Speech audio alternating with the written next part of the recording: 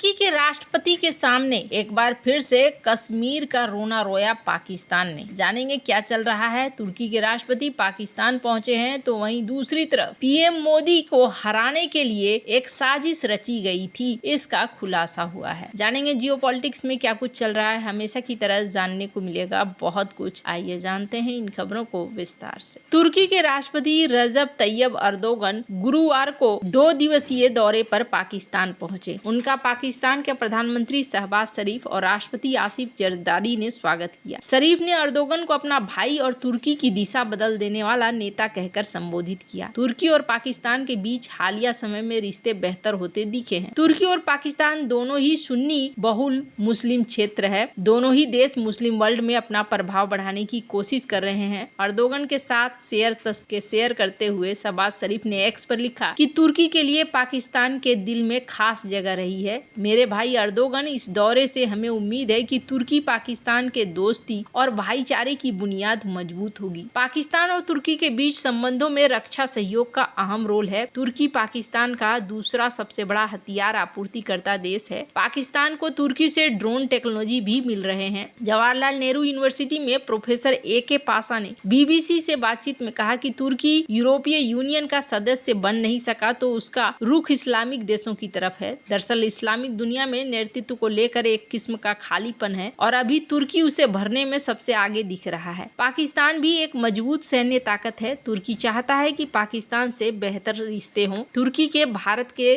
संबंध पाकिस्तान की तरह मजबूत नहीं है। इसकी पहली वजह यह है कि शीत युद्ध में तुर्की अमेरिकी खेमे में था और भारत गुटनिरपेक्ष था। भारत की ऐतिहासिक तौर पर करीबी अमेरिका के बजाय रूस से रही है। इस वजह से दोनों देश कभी नजदीक नहीं आ। हालिया समय में कश्मीर के मामले में तुर्की का पाकिस्तान परस्त रुख भारत के संबंधों में अड़चन बन रहा है। अब यहाँ पर भारत नजर रख रहा था और यहाँ देखने को भी मिल रहा है। तुर्की के राष्ट्रपति रजब तैयब अर्दोगन के इस्लामाबाद पहुंचते ही पाकिस्तान ने कश्मीर के नाम पर रोना शुरू कर दिया है। तुर्की के राष्ट्रपति रजब तैयब अर्दोगन गुरुवार को आधिकारिक यात्रा पर पाकिस्तान पहुंचे। इस दौरान इस्लामाबाद में प्रधानमंत्री आवास में उन्हें गार्ड ऑफ ऑनर दिया गया। प्रधानमंत्री शहबाज शरीफ ने तुर्की के राष्ट्रपति और प्रथम महिला अमीन अर्दोगन की गर्मजोशी से स्वागत किया और उनके सम्मान में औपचारिक सलामी दी। स्वागत समारोह के दौरान दोनों देशों के राष्ट्रगान बजाए गए। इस दौरान प्रधानमंत्री शहबाज शरीफ ने तुर्की के राष्ट्रपति को अपने मंत्रिमंडल के सदस्यों से भी मिलाया और तुर्की के राष्ट्रपति के सामने शहबाज शरीफ ने कश्मीर का जिक्र करते हुए उनकी तारीफ भी की। कश्मीर का जिक्र करते हुए पाकिस्तान के प्रधानमंत्री शहबाज शरीफ ने तुर्की के राष्ट्रपति अर्दोगन की मौजूदगी में कहा कि हमने गाजा, फिलिस्तीन, कश्मीर के लोगों के अधिकारों के लिए बात की थी। जब आप बोलते हैं तो न केवल इस्लामी दुनिया के लाखों लोग आपको बहुत ध्यान से सुनते हैं, बल्कि जब आप बोलते हैं तो पूरी दुनिया आपको सुनती है। इसके बाद पाकिस्तानी सेना के प्रमुख जनरल असीम मुनीर ने भी अर्दोगन से मुलाकात की, उनकी यात्रा पर शुभकामनाएं दी। तुर्की के राष्ट्रपति को F-16 लड़ाकू विमानों द्वारा फ्लाई पास्ट का सम्मान दिया गया। आपको बता दें कि अर्दोगन और तुर्की के निवेशकों का एक डेलीगेशन भी पाकिस्तान पहुंचा हुआ है। पाकिस्तान पहुंचे तुर्की के राष्ट्रपति ने भी कश्मीर का राग अलापा। उन्होंने शहबाज शरीफ के सामने कहा कि तुर्की कश्मीरी लोगों की अपेक्षाओं को ध्यान में रखते हुए संयुक्त राष्ट्र प्रस्तावों के आधार पर बातचीत के माध्यम से कश्मीरी मुद्दे के समाधान के लिए मजबूत समर्थन जारी रखेगा। अर्दोगन ने आगे कहा कि तुर्की लगातार कश्मीर भाइयों के साथ एकजुटता रखेगा। वहीं पाकिस्तान के प्रधानमंत्री ने अर्दोगन की तारीफ करते हुए कहा कि तुर्की हमेशा से ही जम्मू कश्मीर के लोगों के न्यायोचित मुद्दे के साथ खड़ा रहा है। आपने हमेशा से अपना रुख स्पष्ट रखा है। पाकिस्तानी मीडिया रिपोर्ट्स के मुताबिक अर्दोगन की यात्रा के दौरान पाकिस्तान और तुर्की के बीच 24 हस्ताक्षर हुए हैं। डॉन के मुताबिक अर्दोगन की यात्रा के दौरान दोनों देशों ने आर्थिक सहयोग, खास तौर से व्यापार और निवेश में विस्तार के लिए समझौतों को अंतिम रूप देने की कोशिश की है। इस दौरान दोनों नेताओं ने द्विपक्षीय कारोबार को $1 बिलियन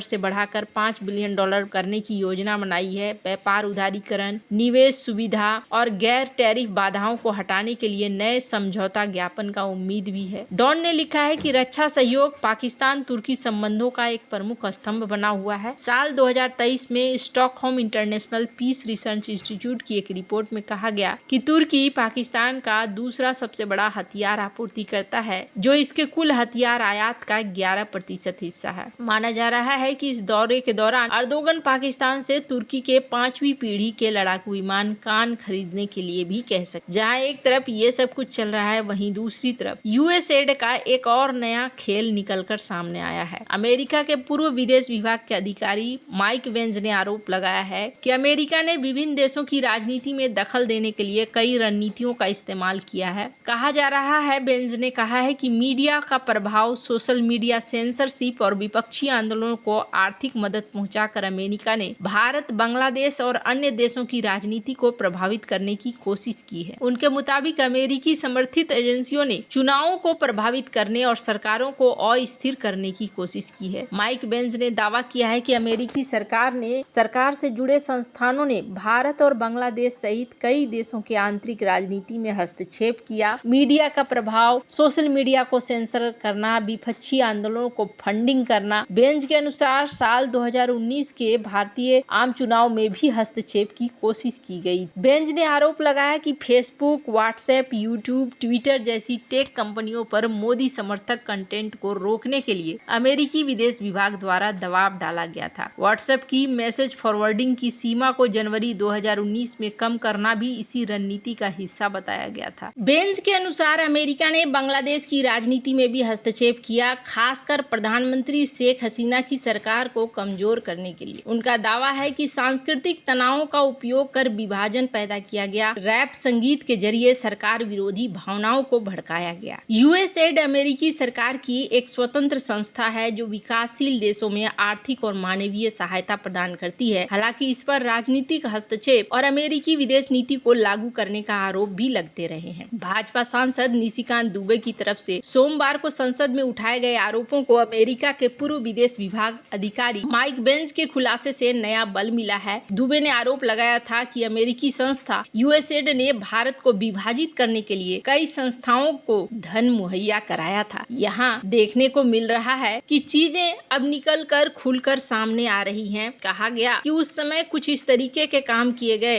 ताकि चुनाव को पूरी तरीके से प्रभावित किया जा सके और ऐसा ही देखने को भी मिल रहा है। खैर, अब फिलहाल तो यूएसएड के ऊपर पहले ही नहा धो के ट्रंप पड़ चुके हैं और इसका असर भी दिखना शुरू हो चुका है। यूएसएड को लेकर इससे पहले भी कई तरह की बातें निकलकर सामने आई हैं और उसमें कहा गया है कि बांग्लादेश और भारत ही नहीं बल्कि और भी कई जगहों पर इसी तरह की चीजें करने की कोशिश की गई है और इसका खुलासा कोई बाहरी नहीं बल्कि खुद अमेरिका के लोग बोल रहे हैं। ये बहुत बड़ी बात है कि एकदम ओपन होकर खुलकर ये इन बातों को कह रहे हैं और अभी देखेंगे आप तो पूरा चर्चा का आधार बना हुआ है ये यूएसएड। वैसे आपको क्या लगता है इन सब मामले में, आपकी क्या राय है, कमेंट कर जरूर बताएं। जल्द मिलते हैं अगले वीडियो में नई खबर के साथ।